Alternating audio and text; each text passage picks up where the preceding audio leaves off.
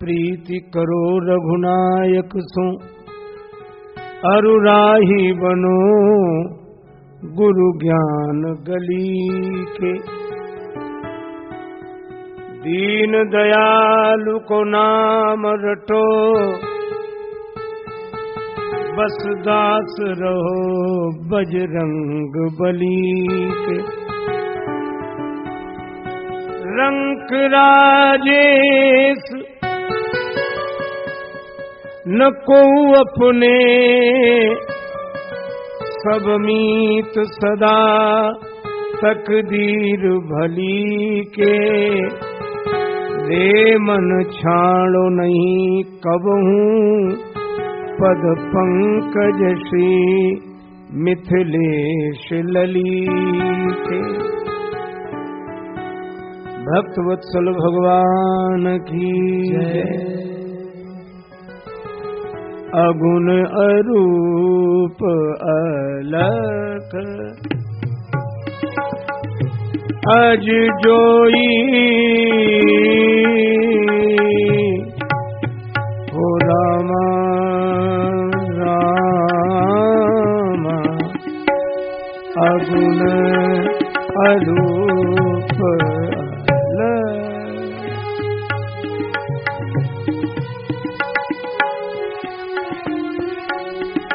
अरूप अलग अजय जोई जोई हो राम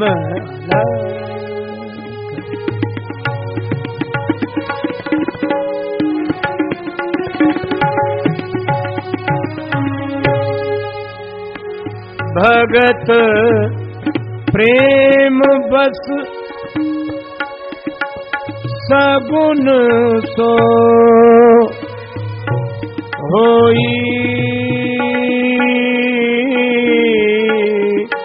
अरूप अलग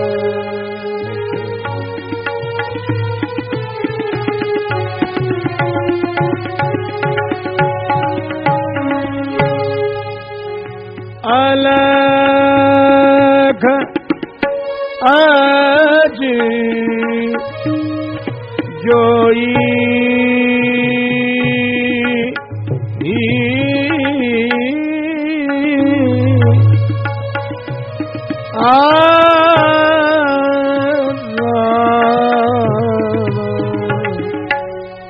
अगुण अरूप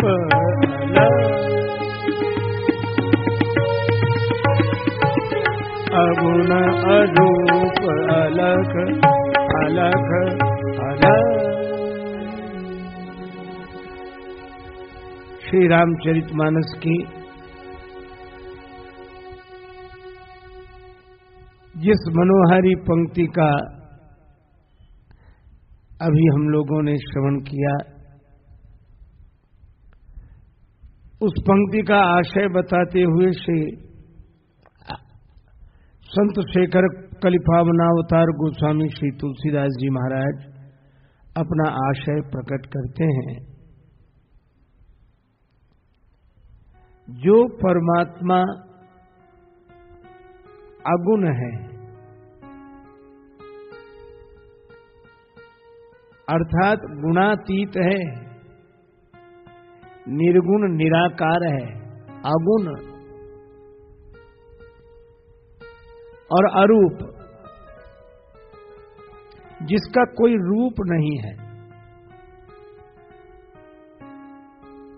और यह बड़ी अद्भुत बात है, जिसका कोई रूप नहीं होता तो सभी रूप उसी के होते हैं।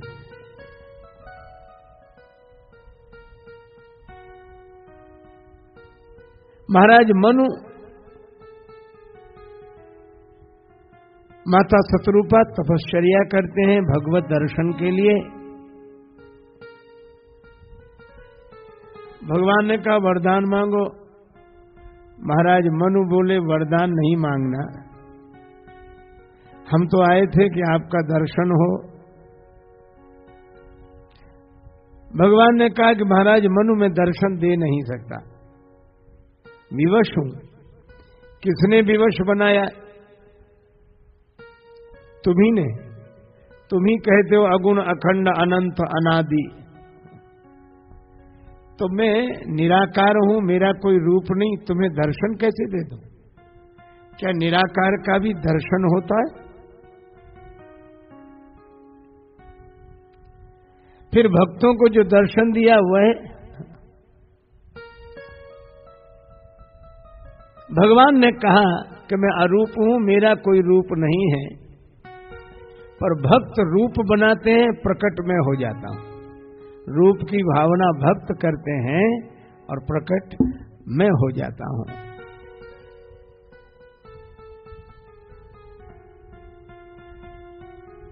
आइए महाराज पधारिए। वाह,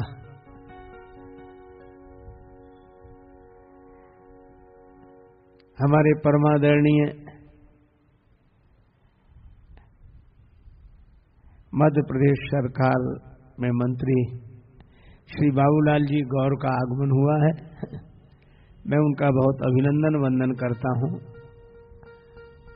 और व्यक्तिगत अपनी ओर से भी बहुत स्वागत करता हूं।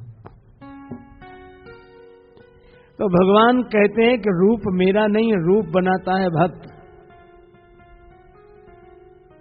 और वन में जाता हूं। इतना अद्भुत सिद्धांत है यह कि भगवान का कोई रूप नहीं, यह सत्य है। भगवान का कोई गुण नहीं, यह सत्य है। वे गुणातीत हैं, वे अरूप हैं, वे अलग हैं, जिसको लखा ना जा सके। अच्छा, एक और अद्भुत बात कही, वे अज हैं, और अज उन्हें कहते हैं जिनका जन्म ही ना हो। इसीलिए भगवान की कथा तो अजन्मा के जन्म की कथा है। अच्छा, अज हैं, फिर जन्म लेते कैसे दिखाई देते हैं? ठीक वैसे ही जैसे कन्याकुमारी में समुद्र से सूर्योदय होते हुए दिखाई देता है। तो जहां समुद्र नहीं है, क्या वहां सूर्योदय नहीं है? इसी तरह भगवान भक्त के हृदय में जो भक्ति का समुद्र लहरा रहा है, उसी भक्ति के समुद्र से कोई न कोई रूप लेकर प्रकट हो जाते हैं, और रूप वही होता है जिस रूप की भावना भक्त करता है। निराकार हूं मैं, न साकार हूं, भक्त की भावना के तदाकार हूं।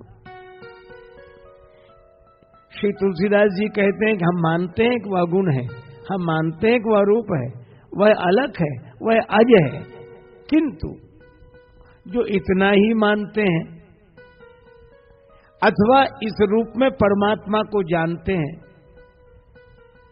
पर हम इससे आगे चलकर एक भिन्न बात कहते हैं। एक भवन की दीवार से सीढ़ी लगी हुई थी छत पर जाने के लिए।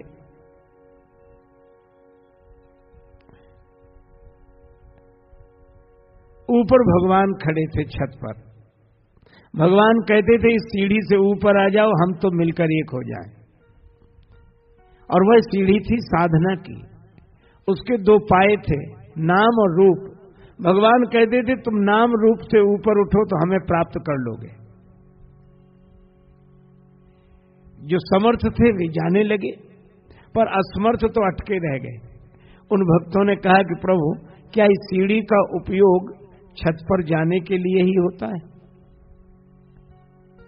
क्या इस सीढ़ी से नीचे नहीं उतरा जा सकता?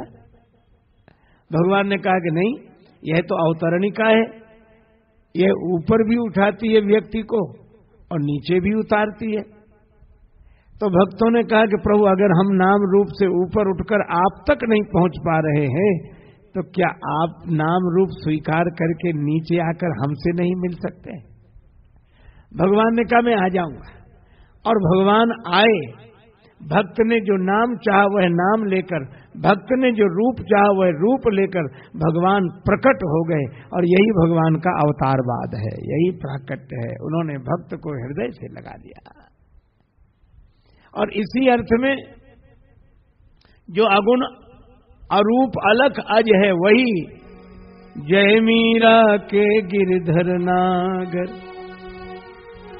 सूरदास के श्याम नरसी के प्रभु साहस संवरिया, तुलसीदास के राम।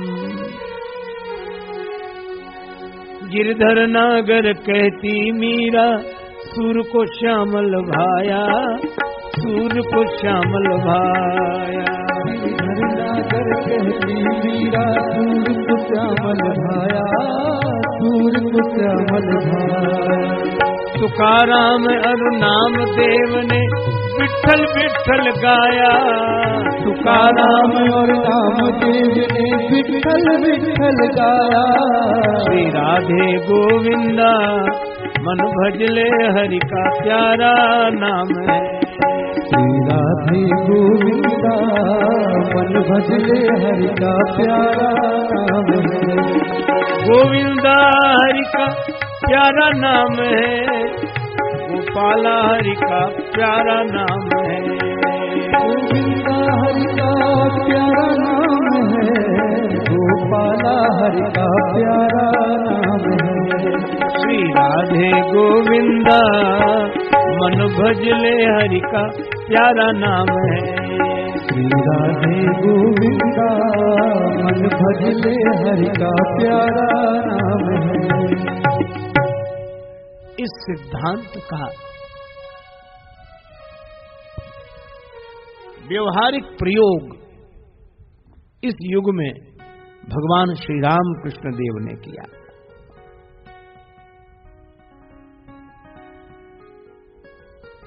रामलला का दर्शन उन्हें हुआ,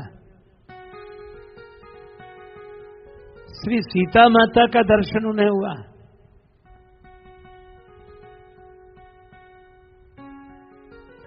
मोहम्मद साहब का दर्शन उन्हें हुआ, महाप्रभु यीशु मसीह का दर्शन उन्हें हुआ, चैतन्य महाप्रभु का अनुभव उन्हें हुआ। और उन्होंने अपनी साधना से एक सिद्धांत प्रस्तुत किया, जितने मत उतने पथ। सभी की भावनाएं ठीक हैं, बिल्कुल ठीक है, पर उस एकम सद विप्रा बहुधा वदंती, उस एक परमात्मा के यह अनेक रूप है। चलो आपको एक बात बताऊं, एक बार हाथी आया एक गांव में, और वह गांव भी बड़ा विचित्र था। उस गांव में सभी सूरदास रहते थे, सभी। शायद उस गांव का नाम ही सूरदास नगर रहा हो। आंख एक को भी नहीं, सब अंधे। अब अंधों के गांव में हाथी आया, घंटे बजे, टन टन टन की आवाज हुई, अंधे दौड़ पड़े। भैया क्या है क्या है? महावत ने कहा हाथी है। अंधे बोले हम भी देखेंगे। अरे भाई तुम्हारे तो आंख नहीं, देखोगे कैसे? आंख नहीं हाथ तो है। ठीक है, महावत ने हाथी को बिठा दिया, अंधे टूट पड़े हाथी पर। कुछ अंधों ने कान पकड़ा हाथी का, कुछ ने सूंड पकड़ी, किसी ने पीठ पकड़ी, किसी ने पूंछ, किसी ने पांव। देख लिया हाथी? हाँ देख लिया। महावत तो हाथी लेकर चला गया, अंधों में झगड़ा शुरू हो गया। जिन्होंने पांव पकड़ा था वे कहते थे कि हाथी गोल खंबे की तरह होता है। सूंड पकड़ने वाले बोले नहीं नहीं, खुरदुरे पेड़ की तरह होता है, जो नीचे से पतला ऊपर मोटा होता है।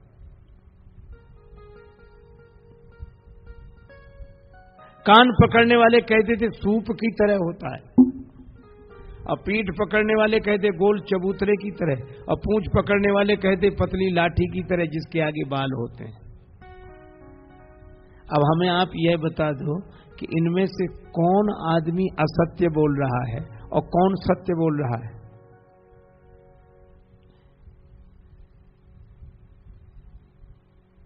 यह समस्या पैदा हुई क्यों? ये झगड़ा शुरू हुआ क्यों?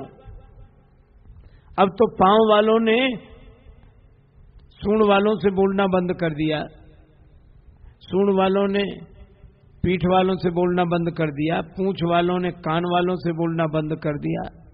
उनके अलग अलग दल बन गए, पूंछ वालों का दल, पांव वालों का दल, पीठ वालों का दल, कान वालों का दल, सूंड वालों का दल, दल ही दल। और भगवान को लेकर इतने दल, एक दल हो तो दल, और अनेक दल तो दल दल। उस दल दल से निकलना मुश्किल, सब अपनी ही दल दल में फंसे, वही इतना ही है, यही सत्य है, यही सत्य है, यही सत्य है। और झगड़ा शुरू हो गया। और मैं आपको सही बात बताऊं, झगड़ा होता ही अंधों में है, आंख वालों में नहीं होता। आंख वालों में झगड़ा नहीं होता।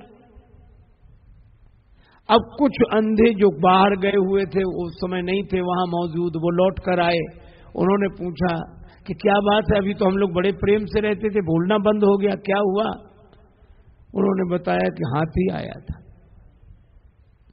तो वे अंधे कहने लगे कि इससे तो हाथी जब नहीं आया था तभी हम मजे में थे, इस हाथी ने तो आकर झगड़ा शुरू कर दिया। तो कुछ लोग हैं जो कहते हैं ईश्वर साकार है, कुछ लोग कहते हैं निराकार है, और कुछ लोग कहते हैं जिसको लेकर इतना झगड़ा हो हमारी समझ से तो बेकार है। ये लोग भी कह रहे थे कि हाथी आया, गड़बड़ हो गई। पर अंधों ने कहा कि वो 3 दिन बाद फिर लौट कर आएगा। 3 दिन बाद फिर लौटा, घंटे बजे, टन टन की आवाज हुई, अंधे दौड़े। महावत से कहा कि हाथी देखना है। महावत बोले देखा तो नहीं था उस दिन। कहा उसी देखने ने तो मुसीबत पैदा कर दी। पांव पकड़ने वाले बोले गोल खंबे की तरह नहीं है हाथी, हाँ वैसा ही है। सूंड पकड़ने वाले बोले पतले पेड़ की तरह, कहा वैसा ही है। पूंछ पकड़ने वाले बोले पतली लाठी की तरह, कहा वैसा ही है। कान पकड़ने वाले बोले सूप की तरह, कहा वैसा ही। और पीठ पकड़ने वाले बोले गोल चबूतरे की तरह, कहा वैसा ही है। तो अंधों ने क्या कि 10-12 हाथी लिए हो क्या? तो बोले हाथी तो एक ही है। तो एक ही हाथी अनेक जैसा क्यों लग रहा है, हमें समझाओ। महावत ने कहा हम तुम्हें समझा नहीं सकते, काश तुम्हारे आंख होती तो तुम स्वयं जान लेते कि जिसको तुम पूर्ण मान रहे हो ये सब हाथी के एक एक अंग हैं, और इन सब अंगों के जोड़ का नाम ही हाथी है। लेकिन अंधों को समझाना मुश्किल, यह भी एक बड़ी कठिनाई। भगवान बुद्ध ने एक अंधे को, जिसे लोग समझा रहे थे, देखकर कहा कि काश तुम समझने के पूर्व अपनी आंखों का इलाज कराते तो ठीक था। पर कुछ लोग बोले हम समझाएंगे। अच्छा समझाओ। तो अंधे ने कहा ये प्रकाश कैसा होता है? तो समझाने वाले ने कहा प्रकाश सफेद सफेद होता है। तो अंधा बोला ये सफेद सफेद कैसा होता है? कहा सफेद नहीं जानते है ना, जैसे खीर होती है। अंधा बोला ये खीर कैसी होती है? खीर, बगुले को देखा, बगुला जैसा सफेद होता है, बस वैसा ही। और तो ये बगुला कैसा होता? अच्छा हाथ बताओ। उसने अंधे का हाथ पकड़ा, अपना हाथ ऐसे टेढ़ा किया, ऐसे घुमाया, ऐसा बगुला सफेद सफेद, ऐसी सफेद सफेद खीर। तो अंधा बोला समझ गया समझ गया। अच्छा क्या समझे? अंधा बोला बड़ी टेढ़ी खीर होती है। अब बताओ खीर टेढ़ी होती है क्या? लेकिन उसको समझाना मुश्किल। हम जितने लोग हैं परमात्मा को समझाना बहुत कठिन। एक विद्यालय में एक शिक्षक थे, प्राइमरी स्कूल में विद्यार्थियों को पढ़ाते, पर वो तुतलाते थे। तो जैसे ही पढ़ाते, का पढ़ाना उन्हें का, तो वो क्या बोलते, तुतलाते थे। तो बोले पढ़ो ता, अब बोलो। तो विद्यार्थी भी कहते ता, तो कहते ता नहीं ता, तो वो भी कहते ता। तो नाराज हो तो कहते तुप, ता नहीं ता, तो वो भी ता कहते। विद्यार्थी भी क्या करें, उनकी मजबूरी। तो अध्यापक ने एक उपाय सोचा, बोले तौआ का ता। वो कहना चाहते थे कौआ का का, पर वो का तौआ का ता। तो सभी विद्यार्थी बोले तौआ का ता। लाख कोशिश की पर नहीं समझा सका। वाणी असमर्थ है उसे समझाने में। और जिनको ज्ञान वैराग्य के नेत्र नहीं है, उनके लिए परमात्मा को समझना कठिन है। अच्छा, जैसे उदाहरण में एक और दूं। आप भोपाल में बैठे हैं, बड़ा अच्छा नगर है, बहुत बढ़िया, मुझे भी बहुत प्रिय है। अब मान लो इस भोपाल के बारे में कोई कहने लगे, भोपाल दक्षिण में है, दूसरा कहे दक्षिण में नहीं उत्तर में है, और तीसरा कहे नहीं पूरब में है, और चौथा कहे पूरब में नहीं पश्चिम में है ना। अच्छा, आप हमें एक बात बताओ, भोपाल से पूछो कि तुम कहां हो, तो भोपाल यही कहेगा हम तो जहां के तहां हैं, न पूरब न पश्चिम न उत्तर न दक्षिण। तो ये लोग जो इतनी बातें कर रहे हैं, क्या गलत बोल रहे हैं? मुझे लगता है ये गलत नहीं बोल रहे हैं, न सही बोल रहे हैं। ये भोपाल के बारे में सूचना नहीं दे रहे हैं कि भोपाल कहां है, वे तो अपने बारे में सूचना दे रहे हैं कि हम कहां हैं। जो उत्तर में होगा उसे भोपाल दक्षिण में दिखाई देगा, और जो दक्षिण में होगा उसे भोपाल उत्तर में दिखाई देगा। पूरब वाले को पश्चिम में दिखेगा, पश्चिम वाले को पूरब में दिखेगा। ये लोग एक काम करें, इन्हें जहां से जैसा दिख रहा है वो वैसे ही मानकर चल पड़े, और जैसे ही अपने अपने दिशा से चलकर भोपाल आ जाएंगे तो पूरब पश्चिम उत्तर दक्षिण का झगड़ा ही समाप्त। अब तो मिल गया भोपाल, अब न पूरब न पश्चिम न उत्तर न दक्षिण। आप ऐसे सोचो, एक आदमी यात्रा करता है, सड़क पर लिखा है 5 किलोमीटर, 2 किलोमीटर, 1 किलोमीटर तो भी दूरी है, पर जहां किलोमीटर लिखा है वहां 0 लिखा हुआ आ जाए, समझ लो शहर आ गया। हमारा अहंकार जहां शून्य होता है वहीं परमात्मा की पूर्णता प्रकट होती है। देखो, द्वार की तरह हम लोग हों, हम लोग दीवार की तरह हो गए। और दीवार क्या है? द्वार में कुछ लग जाए तो दीवार है, और दीवार में से कुछ निकल जाए तो द्वार है। हमारे जिंदगी में ये अहंकार का कुछ लगा है, इसलिए ये दीवार बन गई है, और अहंकार का कुछ हट जाए तो ये द्वार बन जाए परमात्मा को पाने का, समझने का। इसलिए मैं आपसे निवेदन कर रहा हूं कि जितने लोग बोल रहे हैं सब सही बोल रहे हैं, सब सही कह रहे हैं, लेकिन सबकी अपनी अपनी रुचि, सबका अपना अपना भगवान के प्रति भाव और उनका ध्यान। इसीलिए तुलसीदास जी कहते हैं, अगुण अरूप अलख अज जोई, अगुण अरूप अलख अज जोई, भगति प्रेम बस सगुण सोई, भगति प्रेम बस सगुण जोई। कौशल्या माता के सामने भगवान प्रकट हुए, भय प्रगट कृपाला दीन दयाला कौशल्या हितकारी, प्रगट कृपाला दीन दयाला कौशल्या हितकारी। अर्चित महतारी मुनि मनहारी अद्भुत रूप निहारी, तारी मुनि मनहारी अद्भुत रूप निहारी। भगवान अपने चतुर्भुज रूप को धारण करके प्रकट हुए, शंख चक्र गदा पद्म लिए, भगवान का भुवन विमोहन सौंदर्य देखकर माता कौशल्या बड़ी आनंदित हुई। अब भगवान ने कहा, माता मैंने कहा था कि मैं आऊंगा, मैं आ गया, अब तो आप प्रसन्न हैं। कौशल्या जी बोली, प्रसन्न तो हूं, लेकिन आपको जैसे आना चाहिए था वैसे नहीं आए। ये शंख चक्र गदा पद्म धारण किए, चतुर्भुजी रूप, 16 वर्षीय वय, इसे देखकर कौन विश्वास करेगा कि ये कौशल्या माता का बेटा है।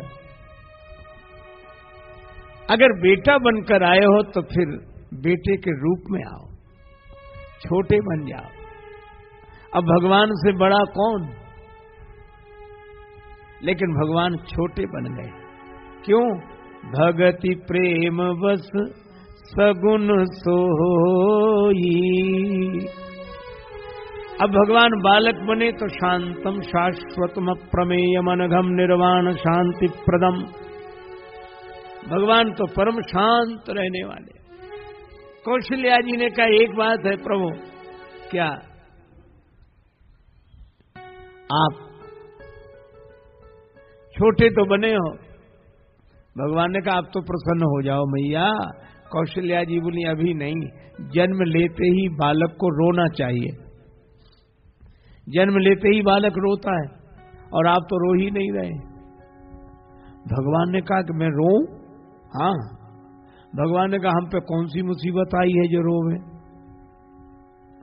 कौशल्या जी बोली, अपने पर मुसीबत आती है तो सभी रोते हैं, एक आप ही तो ऐसे हैं कि मुसीबत दूसरे पर आती है और आंसू आपकी आंखों में होते हैं।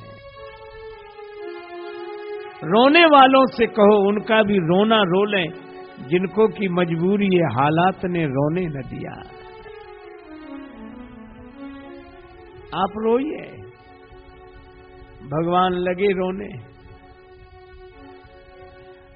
अब रोए तो रोना बंद न करें। सुनी बचन सुजाना, रोदन ठाना, हुए बालक सुर भूपा, हुए बालक सुर भूपा।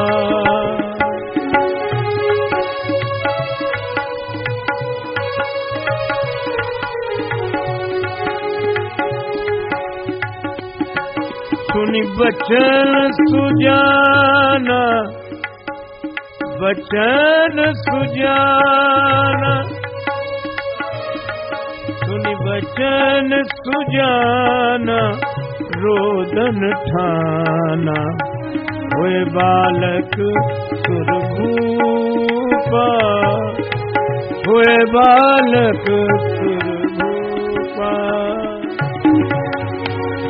बालक सुर भूपा, हुए बालक सुर भूपा, हुए बालक